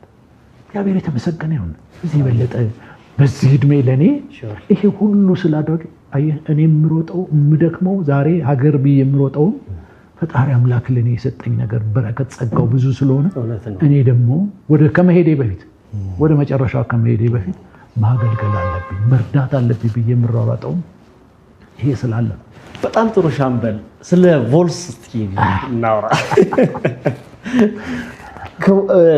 በጣም ዘመናዊ መኪናዎች መግዛት የምትችልባቸው ሁኔታዎች ብዙ እንደነበሩ አውቃለሁ። ግን ከቮልስ ጋር በጣም የተገናኘ ቁርኝት አለ። እስኪ ስለነሱ እናንሳ። ከዚህ ጋር ደግሞ ተያይዞ ቅድም ልጆቼ ንግድ ትምህርት ቤት ያስተማርኩት ብለሃል። አንተም ደግሞ አሁን ድረስ ከተማሪና ወላጆች ጋር የሚያገናኛቸው አንድ ትልቅ ድልድይ አለ። ምን ያህል ዓመት አስቆጠረ እሱ ድልድይ? ስለሱ ደግሞ እስኪ እናውራ።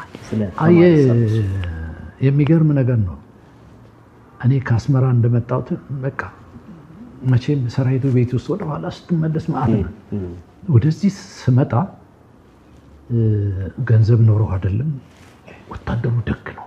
ከአንድ ወደ አንድ ቦታ ስትሄድ ምን እንደሚል ታውቃለህ? ፊትን ወደ እኔ አዙርና ወዳለበት ግንባር ላይ ሽንትን ሽና። ምን ማለት ነው? አዎ በቃ ገንዘብ ይሰጣል። ገንዘብ አዋጥቶ ይሰጣል። ሽንትን ሽና ይጠጣና ሽንትን ስሸና ወደ ሌላ እንዳትሸና ወደ እኔ ሽና። እሱ ያለው ግንባር እኮ አንተ እኮ ሌላ ቦታ እና ያን ያለ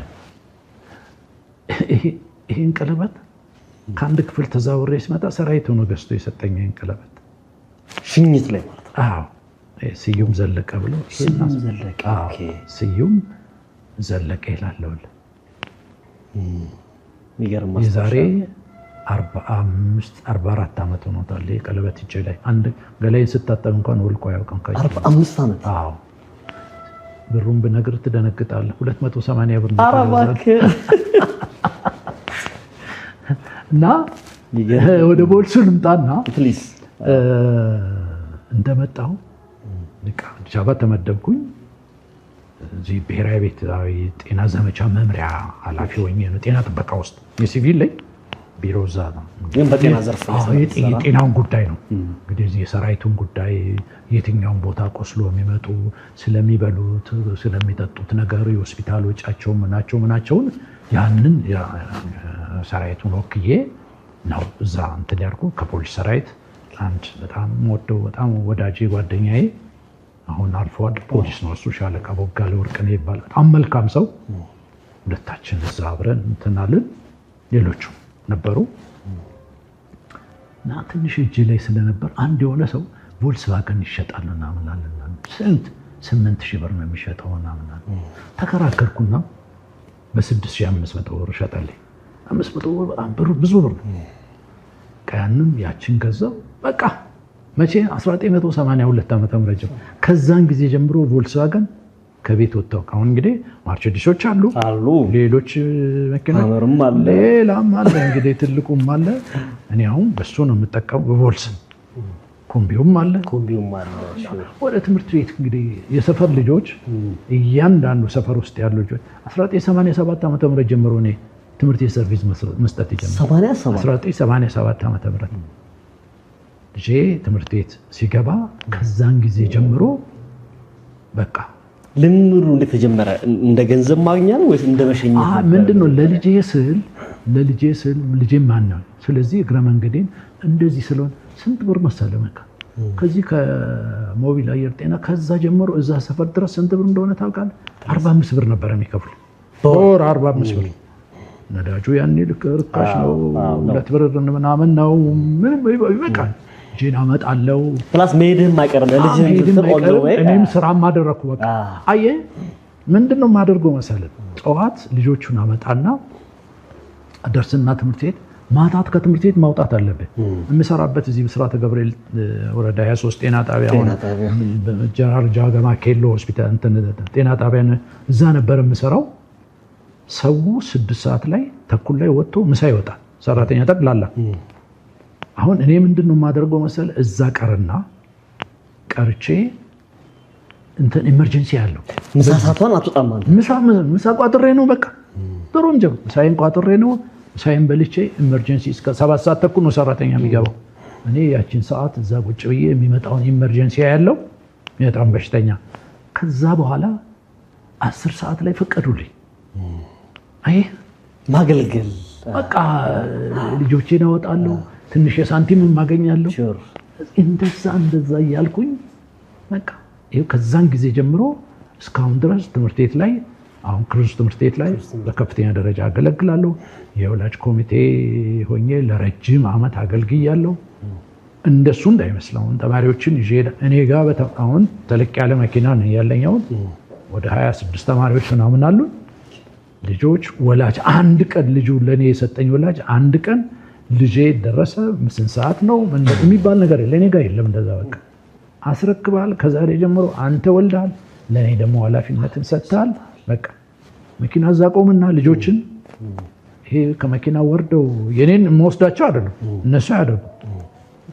እዛ አካባቢ ምን ነው ዛሬ ወላጆቻችሁ የሚከፍሉትን ዋጋ እናንተ አትረዱም በቃ ወደ ክፍላችሁ ግቡ እሱም ብቻ አይደለም እኔ በየትምህርት ቤቱ እየዞርኩ አስተምራለሁ ማንነትን አስተምራለሁ በቃ ሰው መሆን ላይ ሰው በቃ ተማሪዎቹን በእድሜ ደረጃቸው ትንንሾቹን የማዝናናት ጉዳይ ትልቆቹን ደግሞ ምን መሆን እንዳለባቸው ወላጆቻችሁ ምን ያክሉ ዋጋ እየከፈሉ እንደሆነ የእናትሽን ጫማ አይተሃል የእናትን ጫማ የአባትን ሸሚዝ ካልሲ ይሄን እኮ ጫማውን አይተሃል የተቀደደ ጫማ አባት አላደረገም ሰው እንድትሆን ይሄንን እያደረገ ነው አባት ለምንድን ነው እንደዚህ የምታደርጉት ይሄን እኔ ድርሻዬን ተወጥቻለሁ ግን ማህበረሰቡ ድርሻውን አልተወጣም የሚያሳዝን አሁን አንድ ህፃን ልጅ ጥግ ላይ ቆሞ ሲጋራ ሲያጨስ ቢያይ የተረገመ ትውልድ ነው ብሎ ፊቱን አዞሮ ነው የሚሄደው እንጂ አንተ ለምንድን ነው እንደዚህ የምታደርገው የሚባል የሚቆጣኩ ማህበረሰብ የለም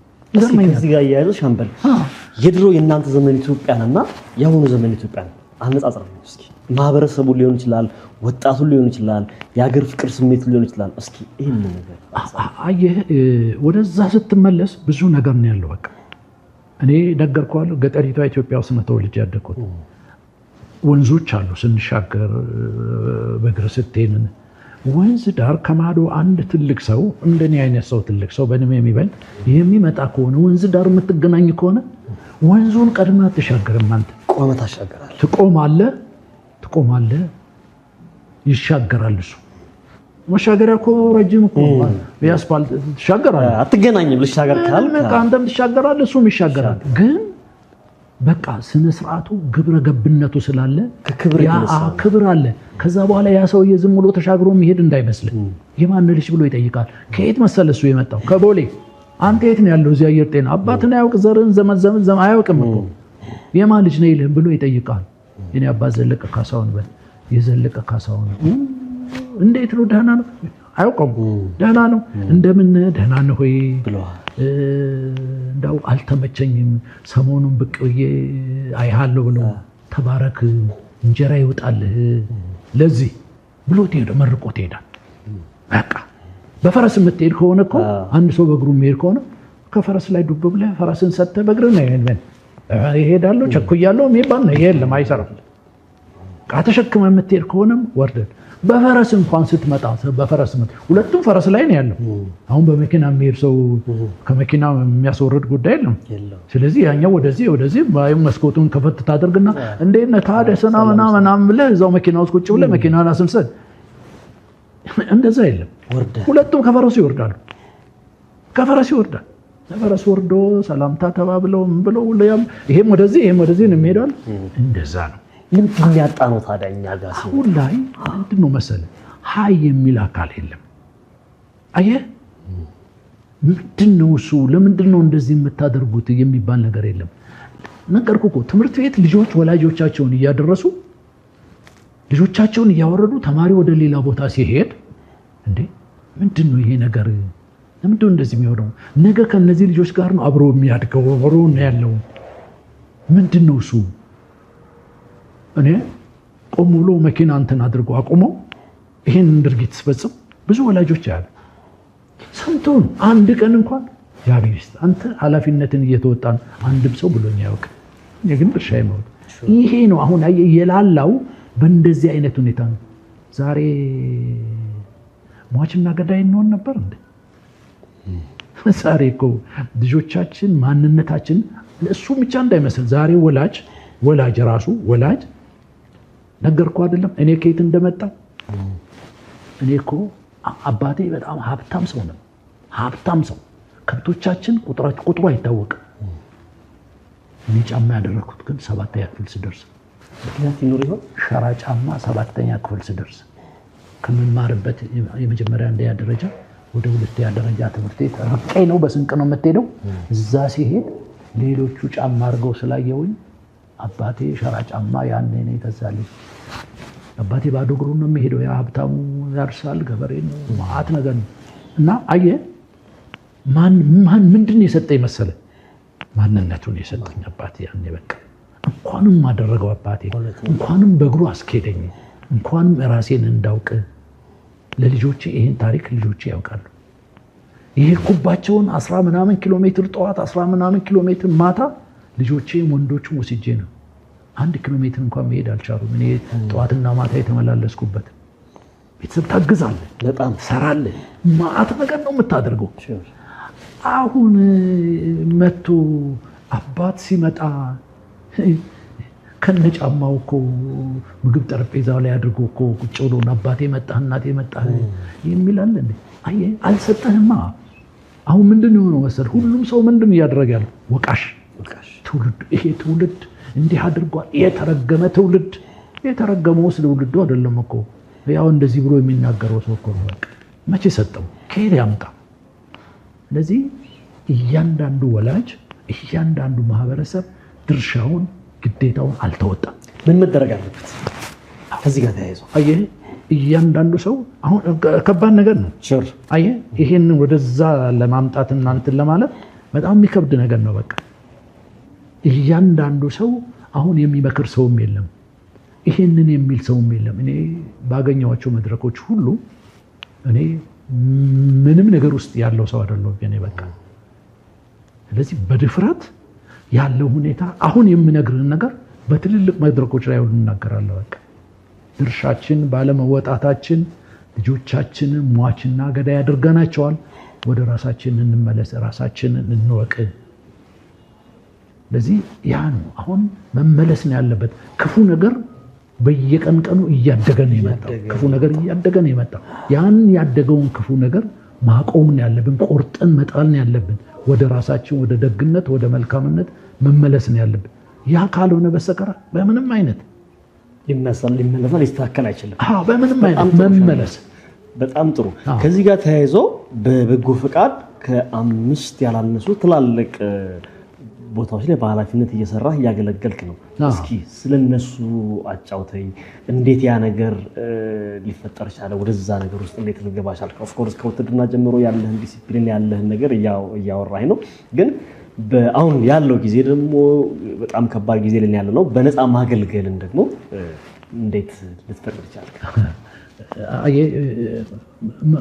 አሁን ያለውበት ቦታ ላይ እነዚህ የማገለግላቸው ትልልቅ ተቋማት ጋር በከተማ ደረጃ ነው መልበቅ ከተማ ደረጃ ላይ በክፍለ ከተማ ደረጃ ላይ በወረዳ ደረጃ ላይ ምኖርበት እዚህ ወረዳ 1 ላይ በከፍተኛ ደረጃ አገለግል። መነሻም ስላለኝ ነው። የመጀመሪያ ደረጃ ላይ መነሻዬ ከመንደር ነው የጀመረው። ከአካባቢ ነው የጀመረው። አካባቢ ላይ በቃ አንድ ትልቅ ጉባኤ ላይ ሰው ተሰብስቦ ምንድነው ሰላም አጣንን፣ ሰላም ተነሳንን፣ ፖሊስ አልደረሰልን ነው ጥያቄ። በቃ የመጀመሪያ ጥያቄ በቃ እና እኔ የምኖርበት አካባቢ 3 ጓደኛሞች ሆንና አልቻልም። ለሊት ጠቅላላ ዘረፋው፣ ቀንም ምን ብዬ ልንገር። ያንን ተነጋገርንና ማህበረሰቡን አስተባብረን ኮምፓውንድ ሰራን፣ ጥበቃ ቀጠርን። እኔ የምኖርበት ብሎክ የክፍለ ከተማው የከተማው ሞዴል ነው በጸጥታውም በልማቱም በጽዳቱ እና በዛ የተነሳ ይሄንን ሰው ሁሉ የኛ ሰው ድርሻ አለኝ የሚል ሰው የለም እኮ። ችግሩ እኮ ይሄ የኔ ድርሻ ነው፣ ይሄን ባለማድረጌ ነው ይሄ የመጣው የሚባል ነገር እሱ የለም። ስለዚህ እኔ ይሄንን አድርጌያለሁ፣ ይሄንን አድርግልኝ አንድ ሌላ ነገር ነው። ሁሉ ጊዜ አድርግልኝ ነው በቃ። እና ለምንድን ነው እንዲህ አይነት ጥያቄ የምታነሱት? ለምሳሌ እኛ እንዲህ አይነት ስንቸገር ይሄን አድርገን ይሄው ታውቃላችሁ በሰላም እያደርን እየዋለ ነው። ለምንድን ነው ከዚህ ተሞክሮ ተነስታችሁ አካባቢያችሁን የሆነ ነገር ካላደረጋችሁ? የተናገርኩት 110 ሚሊዮን የኢትዮጵያ ሕዝብ አለና 110 ሚሊዮን የኢትዮጵያ ሕዝብ ከሌላ ሀገር መጥቶ ፖሊስ ካልመጣልን በስተቀር አንችለውም። ስለዚህ ማድረግ ያለባችሁ እነዚህ ነገሮች ነው። በአጋጣሚ እዛ ላይ ምርጫ ይደረግ ነበር። እዚህ የወረዳው የህብረተሰብ ተሳትፎ ምክትል ኃላፊ የሚሆን ተባለና እኛ ቅድም የተናገሩ ሰው ተባለ። አንዳንዴ ስትለፈልፍም ትናገር ምንም አይታወቅም። ያ ተደረገ። ወዴት? ወደ ወረዳው ሰፋ። ወረዳ ላይ ሰፋ። የት ሄደ? ክፍለ ከተማ ላይ ገባ። ክፍለ ከተማ ላይ ሰፋ። ከክፍለ ከተማ ወዴት ተዛመተ መሰለ? ወደ ከተማ። ምክንያቱም ባገኘኋቸው ለመሰል ከልቤ ነው የማገለግለው፣ ከልቤ ነው የማግዘው።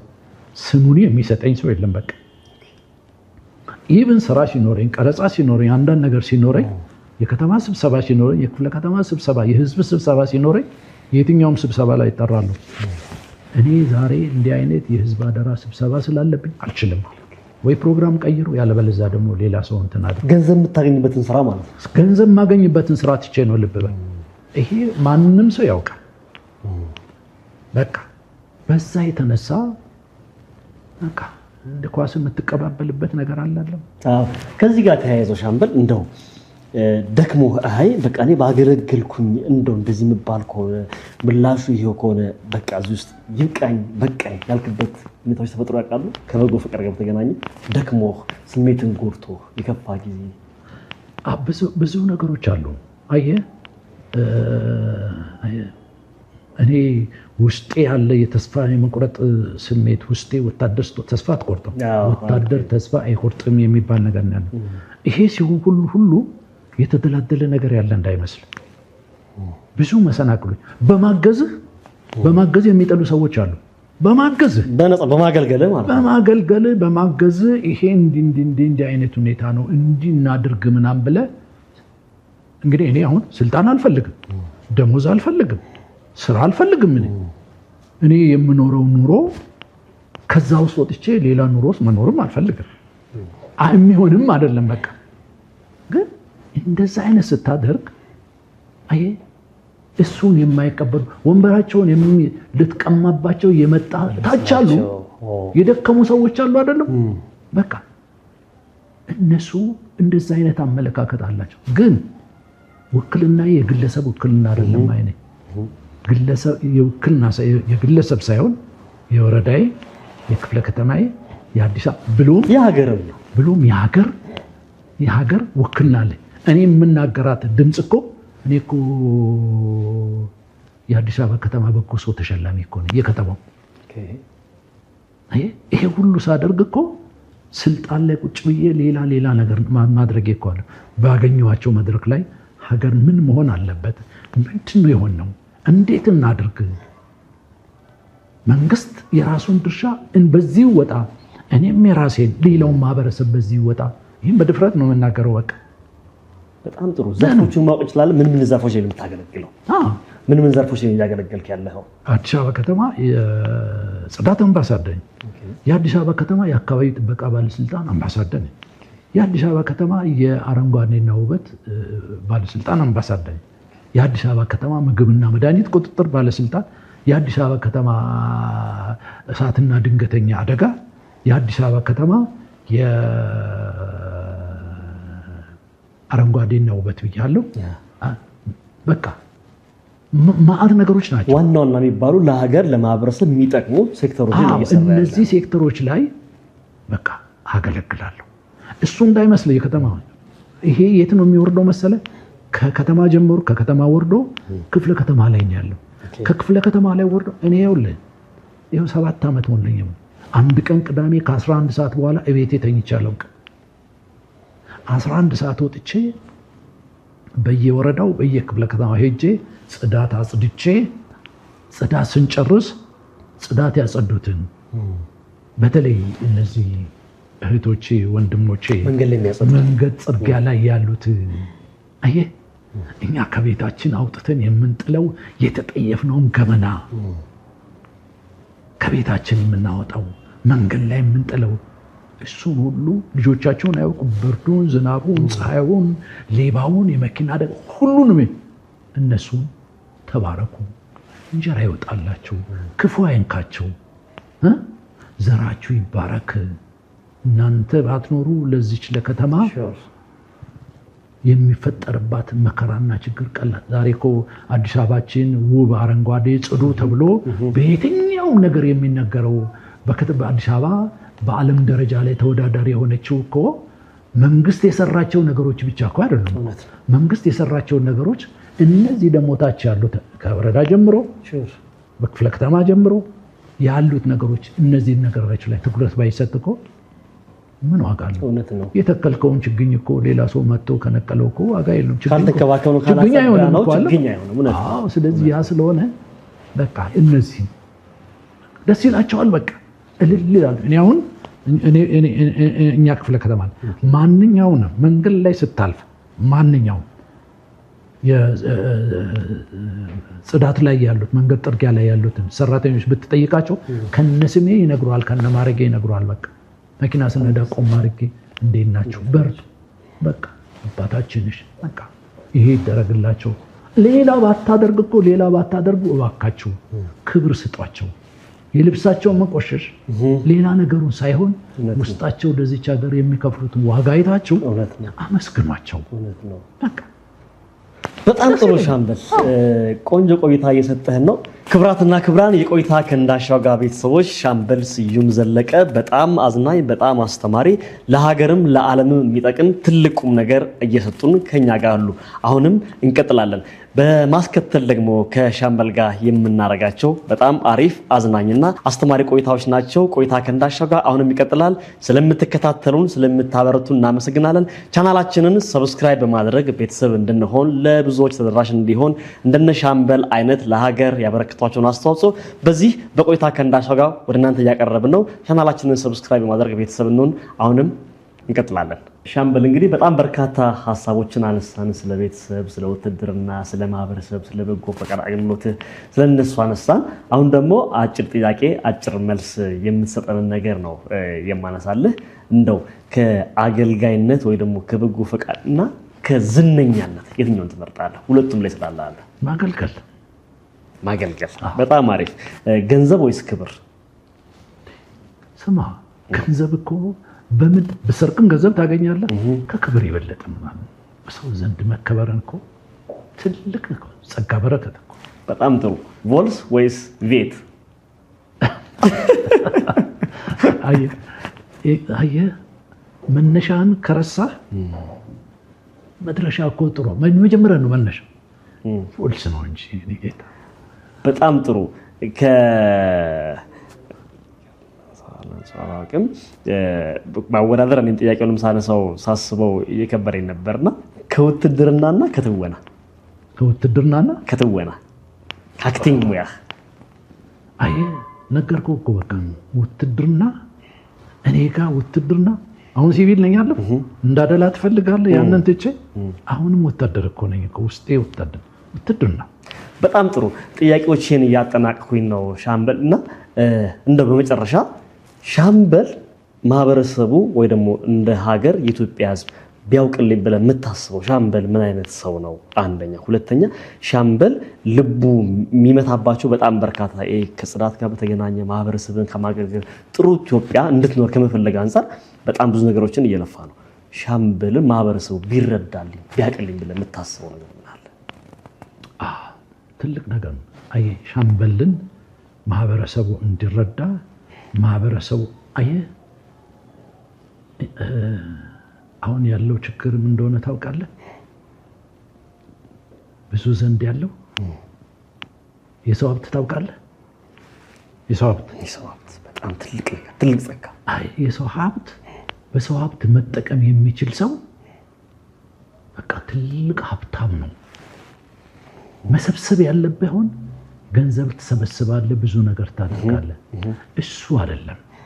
ከጎን መቆም ያለበት የሰው ሀብት ነው፣ ሰው ነው። ሰው ካለ እኮ ሁሉ ነገር እኮ አለ። ይሄ ነው በቃ። ብዙ ሰው በዚህ ጉዳይ ላይ አሁንም ብዙ ይቀረዋል።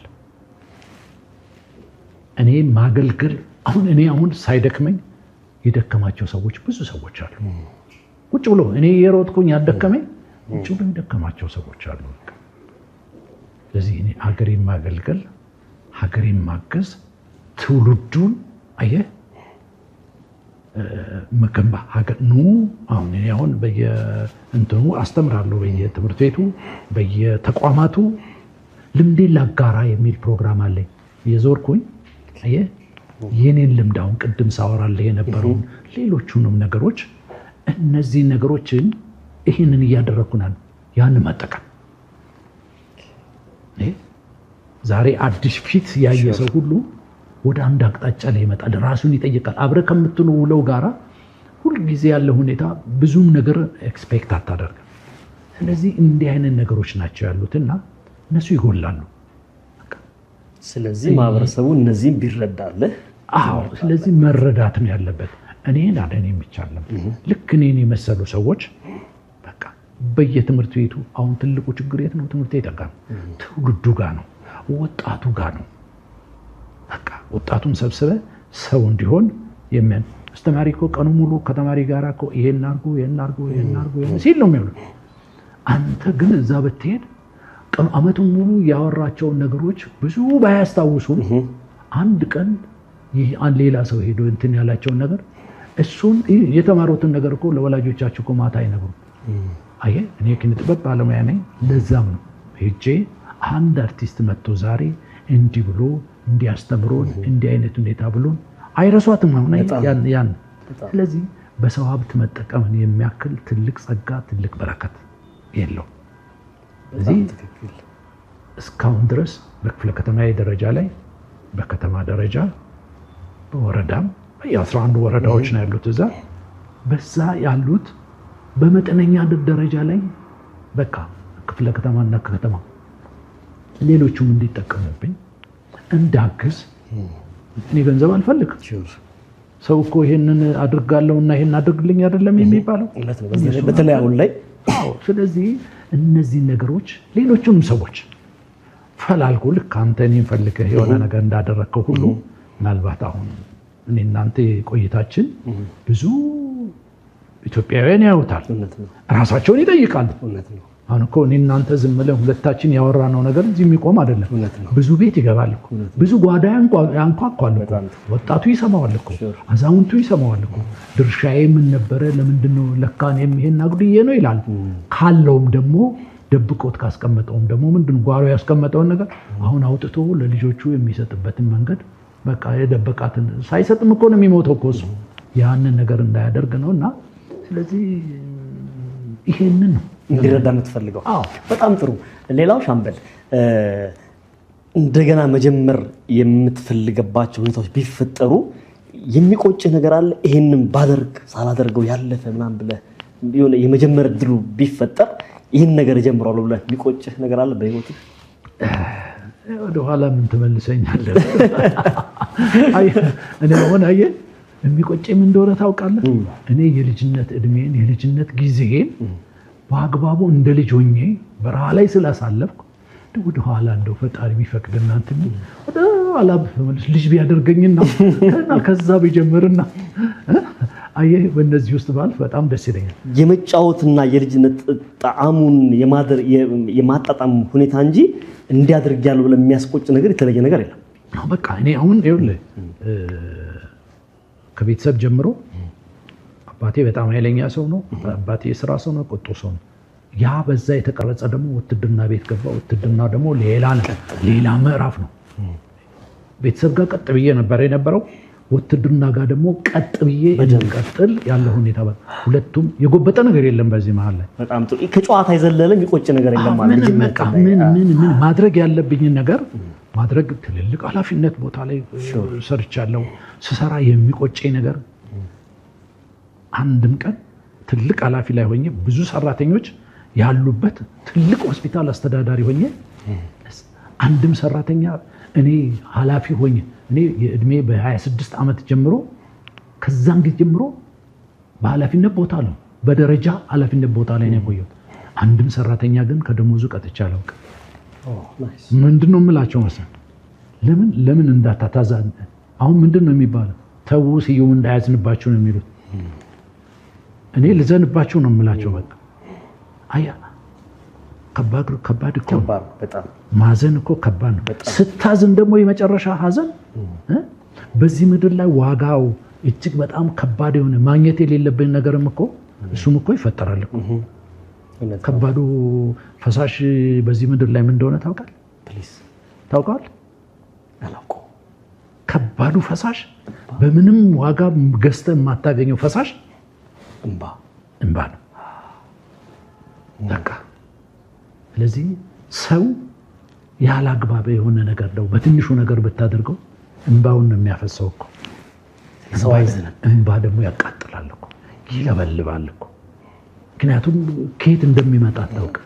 ሰው እንዳያዝንብህ እንባ እንዳያፈስብህ በዚህ ጉዳይ ላይ እያንዳንዱ ሰው እንዳያዝን አድርጎ መስራት ነው ያለበት። በጣም ጥሩ።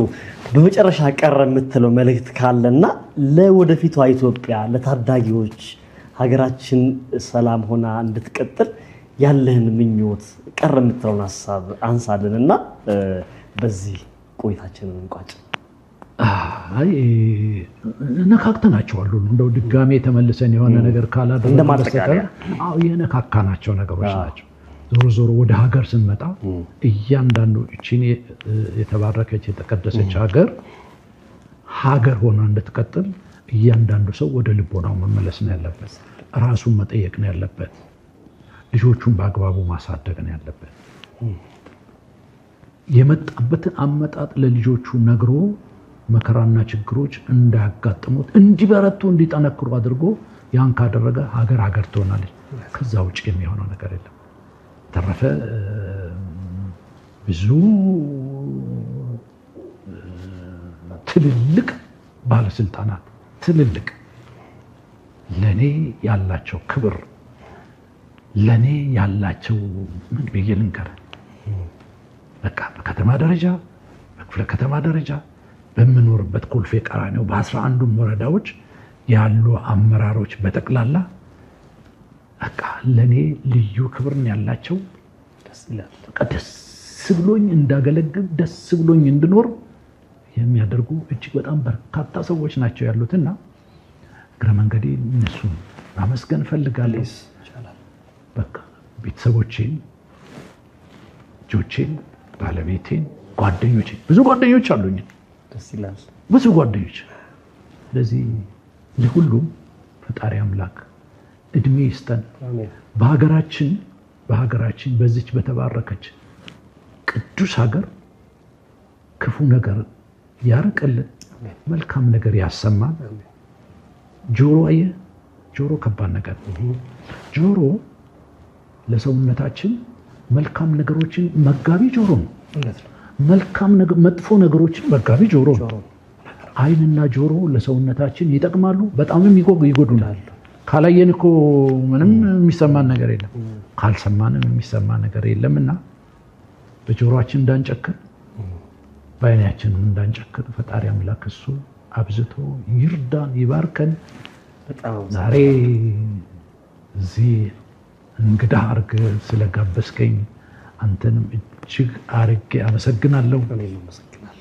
ክብረት ይስጥልን። አሜን። የጀርባ አጥንት ጤነኛ ሆነ ሰው ድንጋይ ፈልጦ ያድራል። አሜን። እውነት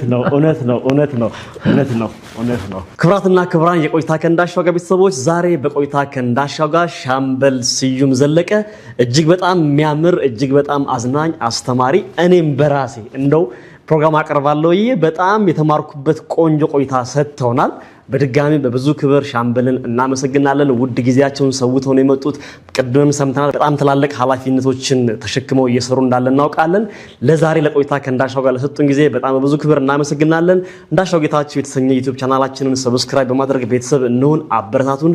በጣም እንደዚህ አይነት እንግዶችን ፈልገን ወደ እናንተ የምናቀርበው እናንተ ፕሮግራማችንን ስትከታተሉ፣ ኮሜንት ስትሰጡ፣ አስተያየት ስትሰጡ፣ ሰብስክራይብ ስታደርጉልን ነውና ሰብስክራይብ በማድረግ አበረታቱን።